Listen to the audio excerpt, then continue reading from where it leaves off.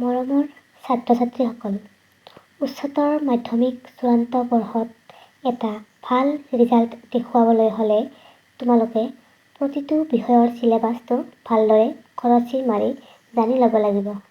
কাৰণ চিলেবাছটো জানিলেহে তোমালোকে কি কেনেকৈ পঢ়িব লাগিব আৰু কোনটো টপিকৰ পৰা কিমান নম্বৰ পৰীক্ষাত আহিব সেইটো জানিব পাৰিবা।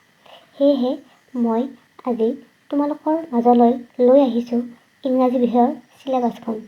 আজি মই তোমালোকৰ লগত আলোচনা কৰিম উচ্চতৰ মাধ্যমিক চূড়ান্ত পৰীক্ষাত ইংৰাজী বিষয়ত ক'ৰ পৰা কিমান নম্বৰ আহিব আৰু তাৰ বাবে কি পঢ়িব লাগিব। গতিকে আহা আমি তোমালোকৰ ইংৰাজী বিষয়ৰ চিলেবাছখনত কি আছে তাকে জানি লওঁ। ইংৰাজীৰ প্ৰশ্নকাকতখনত মুঠ 100 নম্বৰ থাকিব আৰু এই 100 নম্বৰটো 4টা ভাগত ভাগ হৈ থাকিব আৰু সেই ভাগ 4টা হৈছে section A, section B, section C আৰু ছেকশ্যন D। ছেকশ্যন Aত থাকিব ৰিডিং স্কিল আৰু ইয়াৰ পৰা 10 নম্বৰ আহিব। ছেকশ্যন Bত থাকিব এডভান্সড ৰাইটিং স্কিল, ইয়াৰ পৰা 25 নম্বৰ আহিব। ছেকশ্যন Cত থাকিব গ্ৰামাৰ, গ্ৰামাৰৰ পৰা আহিব 20 নম্বৰ আৰু ছেকশ্যন Dত থাকিব দুখন প্ৰেছক্ৰাইবড টেক্সট বুক আৰু এই টেক্সট বুক দুখনৰ নাম হৈছে ফ্লেমিংগো আৰু ভিষ্টাছ। এই টেক্সট দুখনৰ পৰা মুঠ 45 নম্বৰ পৰীক্ষাত আহিব। এতিয়া আমি প্ৰতিটো ছেকশ্যন বিশদভাৱে আলোচনা কৰিম।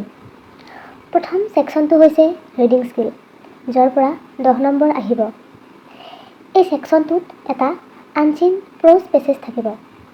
পেছেজটোৰ তলত কেইটামান প্ৰশ্ন দিব আৰু তোমালোকে পেছেজটো ভালদৰে অধ্যয়ন কৰি প্ৰশ্নকেইটাৰ উত্তৰ লিখিব লাগিব। সেই পেছেজটো এটা আনচিন পেছেজ হ'ব, অৰ্থাৎ তোমালোকে আগতে নেদেখা বা নপঢ়া পেছেজ হ'ব। সেই পেছেজটো ফেক্সুৱেল পেছেজ হ'ব পাৰে, যেনে ইনষ্ট্ৰাকশ্যনছ, ডেছক্ৰিপশ্যনছ, ৰিপৰ্টছ ইত্যাদি, নাইবা ডিছকাৰ্চিভ পেছেজ ইনভলভিং অপিনিয়ন, যেনে আৰ্গুমেণ্টেটিভ, পাৰ্চুৱেচিভ বা ইণ্টাৰপ্ৰেটেটিভ টেক্সট হ'ব পাৰে, নাইবা লিটাৰেৰী পেছেজ যেনে এক্সট্ৰেক্টছ ফ্ৰম ফিকশ্যন, ড্ৰামা, পয়েট্ৰি, এছে বা বায়োগ্ৰাফী হ'ব পাৰে। পেছেজটোত মুঠ শব্দ থাকিব 500ৰ পৰা 800ৰ ভিতৰত আৰু তোমালোকে 7 নম্বৰৰ শ্বৰ্ট এনচাৰ টাইপ কুৱেশ্যনছ লিখিব লাগিব আৰু লগতে 3 নম্বৰৰ ভকেবুলাৰী থাকিব। ছেকশ্যন B হ'ল এডভান্সড ৰাইটিং স্কিল, ইয়াত 25 নম্বৰ থাকিব। প্ৰথমতে এই ছেকশ্যনটোত এটা 5 নম্বৰৰ শ্বৰ্ট কম্প'জিশ্যন আহিব। সেই কম্প'জিশ্যনটো এডভাৰটাইজমেণ্ট হ'ব পাৰে, ন'টিছ হ'ব পাৰে, ডিজাইনিং অৰ ড্ৰাফটিং পোষ্টাৰ্ছ হ'ব পাৰে, নতুবা writing formal and informal invitations and replies হ'ব পাৰে। এই কম্প'জিশ্যনটো 50টা শব্দৰ ভিতৰত লিখিব লাগিব আৰু তোমালোকৰ প্ৰশ্ন কাকতখনত ইয়াৰ পৰা 2টা প্ৰশ্ন থাকিব আৰু সেই প্ৰশ্ন দুটাৰ মাজৰ পৰা তোমালোকে যিকোনো এটাৰ উত্তৰ লিখিব লাগিব। ইয়াৰ পিছত ছেকশ্যন Bত 10 নম্বৰৰ এটা ৰিপৰ্ট বা ফেক্সুৱেল ডেছক্ৰিপশ্যন থাকিব।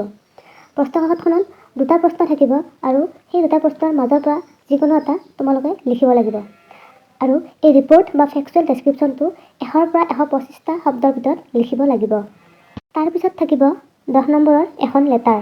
এই লেটাৰখন বিভিন্ন প্ৰকাৰৰ হ'ব পাৰে, যেনে বিজনেছ বা official letter, letter to the editor, নাইবা এপ্লিকেশ্যন ফৰ জব।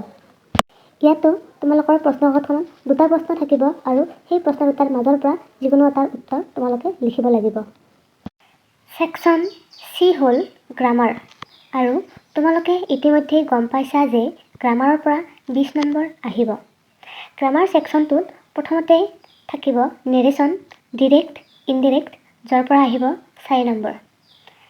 তাৰপিছতে আহিব voice 3 number, tense 5 number, preposition 4 number. ইয়াৰ লগতে আহিব ট্ৰেন্সফৰ্মেশ্যন অফ চেণ্টেন্স 4 নম্বৰ।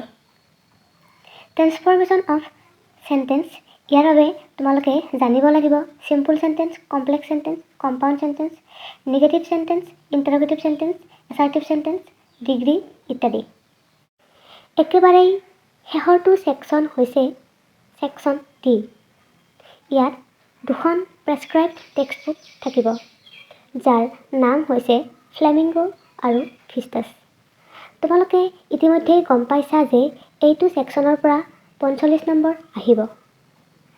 ইয়াৰে ফ্লেমিংগৰ পৰা আহিব 30 নম্বৰ আৰু ক্ৰিষ্টাছৰ পৰা আহিব 15 নম্বৰ।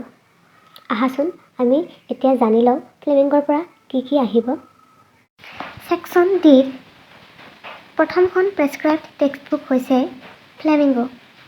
ফ্লেমিংগোৰ পৰা আহিব মুঠ 30 নম্বৰ। ইয়াত প্ৰ'জ আৰু পোয়েট্ৰি থাকিব। প্ৰ'জৰ পৰা আহিব লগা নিৰ্বাচিত পাঠকেইটা হ'ল দ্য লাষ্ট লেছন, মেম'ইৰছ অফ ছোটা চাহিব, লষ্ট স্প্ৰিং, ইণ্ডিগো আৰু গোয়িং প্লেচেছ। এই 5টা পাঠৰ ওপৰত ভিত্তি কৰি তোমালোকৰ পৰীক্ষাৰ প্ৰশ্নকাকতখনত 7টা 1 নম্বৰৰ ভেৰি শ্বৰ্ট এনচাৰ কুৱেশ্যনছ আহিব আৰু সেই 7টা প্ৰশ্নৰ মাজৰ পৰা যিকোনো 5টা প্ৰশ্নৰ উত্তৰ তোমালোকে লিখিব লাগিব। ইয়াৰ উপৰিও 7টা 2 নম্বৰৰ শ্বৰ্ট এনচাৰ টাইপ কুৱেশ্যনছ আহিব আৰু এই 7টা কুৱেশ্যনছৰ মাজৰ পৰা যিকোনো 5টাৰ উত্তৰ তোমালোকে লিখিব লাগিব।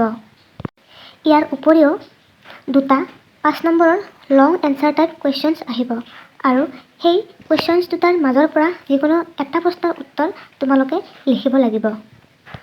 ইয়াৰ পৰাই আমি গম পালোঁ যে ফ্লেমিংগোৰ প্ৰ'জ ছেকশ্যনৰ পৰা আহিব মুঠ 20 নম্বৰ। পোয়েট্ৰি ছেকশ্যনৰ নিৰ্বাচিত পয়েম কেইটা হ'ল my mother at 66, keeping quit, a thing of beauty আৰু এ ৰোড ছাইড ষ্টেণ্ড। এই 4টা কবিতাৰ পৰা 2টা এক্সট্ৰেক্টছ 4 নম্বৰৰ থাকিব আৰু সেই এক্সট্ৰেক্টছ দুটাৰ মাজৰ পৰা যিকোনো এটাৰ উত্তৰ তোমালোকে কৰিব লাগিব। ইয়াৰ উপৰিও 4টা 2 নম্বৰৰ শ্বৰ্ট কুৱেশ্যনছ থাকিব আৰু সেই 4টা কুৱেশ্যনছৰ মাজৰ পৰা যিকোনো 3টাৰ উত্তৰ তোমালোকে কৰিব লাগিব। ইয়াৰ পৰাই আমি গম পালোঁ যে ফ্লেমিংগোৰ পোয়েট্ৰি ছেকশ্যনৰ পৰা আহিব মুঠ 10 নম্বৰ। ছেকশ্যন ডিৰ দ্বিতীয়খন প্ৰেছক্ৰাইবড টেক্সটবুক হৈছে ক্ৰিষ্টাছ। ইয়াৰ পৰা 15 নম্বৰ আহিব। ইয়াৰে নিৰ্বাচিত পাঠকেইটি হ'ল the tiger king, the enemy, on the face of it, memories of childhood, Magh Bihu or মাঘৰ দুমাহী। এই পাঠকেইটাৰ ওপৰত ভিত্তি কৰি 2টা 7 নম্বৰৰ লং এনচাৰ টাইপ কুৱেশ্যনছ আহিব আৰু এই কুৱেশ্যনছ দুটাৰ মাজৰ পৰা যিকোনো এটাৰ উত্তৰ তোমালোকে লিখিব লাগিব। ইয়াৰ উপৰিও 2 নম্বৰৰ 6টা শ্বৰ্ট এনচাৰ টাইপ কুৱেশ্যন আহিব আৰু এই 6টা কুৱেশ্যনৰ মাজৰ পৰা যিকোনো 4টাৰ উত্তৰ তোমালোকে কৰিব লাগিব। মৰমৰ ছাত্ৰ ছাত্ৰীসকল, তোমালোকে নিশ্চয় ইংৰাজী বিষয়ৰ চিলেবাছখন ভালদৰে বুজি পাইছা। যদি তোমালোকে এই চিলেবাছখন বিচাৰা তেনেহ'লে এই ভিডিঅ'ৰ ডেছক্ৰিপশ্যনত গৈ এটা লিংক পাবা আৰু সেই লিংকটোত ক্লিক কৰি তোমালোকে চিলেবাছখন ডাউনলোড কৰি ল'ব পাৰিবা।